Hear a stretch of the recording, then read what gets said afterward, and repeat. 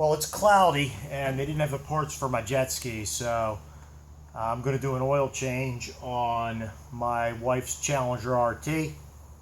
Quick and easy.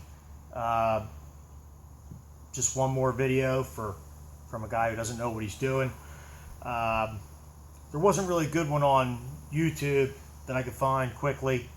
In fact, the one I found was many parts of 13 and 6-second videos. So it's pretty simple, but I'm just going to roll right through it.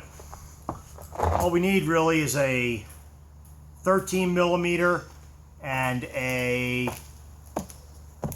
10 millimeter.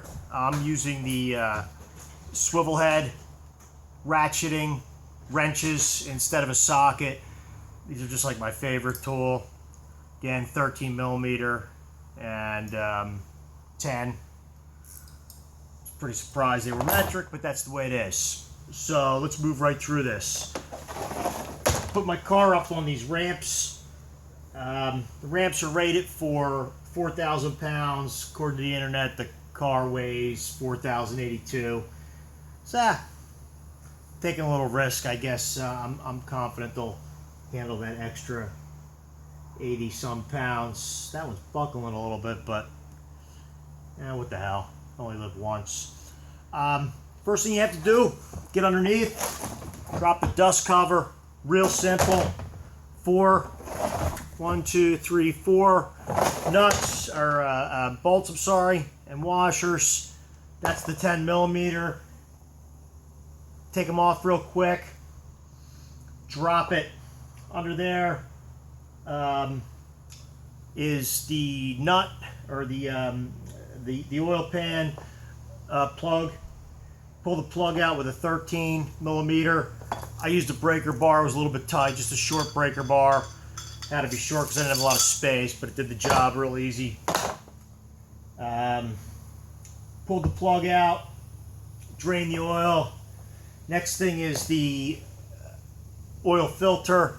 Oil filter is on the passenger side, right at the front of the oil pan. Pretty simple. I don't use an oil filter wrench. I prefer to use a rubber glove. Seems to do the job pretty well.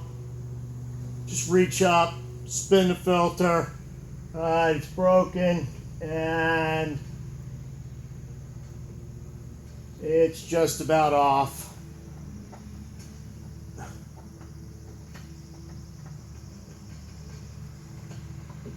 Simple enough. Drop the filter in my pan. I'm going to go back. I'm going to get my plug. I'm going to put it back in. We're fully drained. Plug's right here in the pan. And there we go. Back in. Like I said, it's the 13. So, slap that on there. Boom, boom. It's done.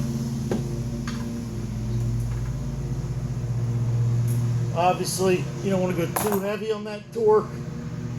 Hate to have to end up getting that helicoiled. Just going to wipe off my hands real quick. And my glove.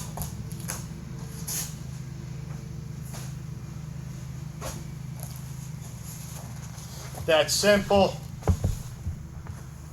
Gonna grab my new oil, 7 quarts of Valvoline full synthetic 5W20. It was on sale. Made this oil change job really inexpensive. Band-aid on my hand. From another job, not from this. Actually, just for pull starting my leaf blower. But alright, we're nice and oiled up.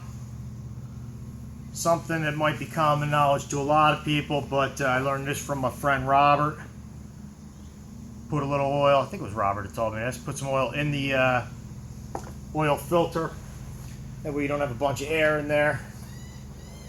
Go back on in. Slide the pan out of the way a little bit. Don't tilt the filter over since you filled it with oil. I'm going to start it with my gloved free hand.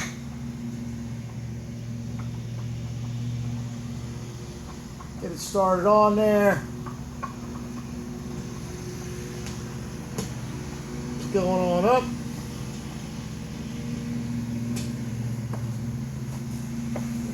Make sure my rubber glove is pretty dry. Tighten it on down.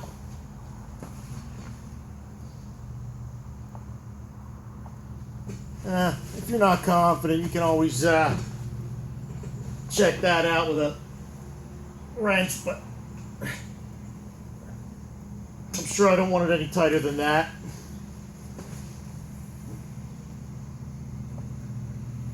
And we're good. So there we go. The checking this double check here. Plug it back in and tight. The oil filter's back in and good. Next part of the job, go on up, dump 7 quarts in, using a funnel, put the dust cover back on, 4 bolts. I'm going to put a little bit of all-purpose heavy-duty grease on these just to make sure they're easy to get out next time around. Take my oil container there. I'm going to take that down to Advanced Auto. They have the drum. They'll let me dump it out. And that's an oil change. 6 minutes and 45 seconds. Pretty much was, you know, the whole thing. My talking and direction was probably more time than taking the pan off, so, and dumping the oil in. So really about 6 minutes to do an oil change. Pretty easy on this car. And thanks for coming to my garage and learning a little bit from the guy who has no idea what he's doing. See you next time.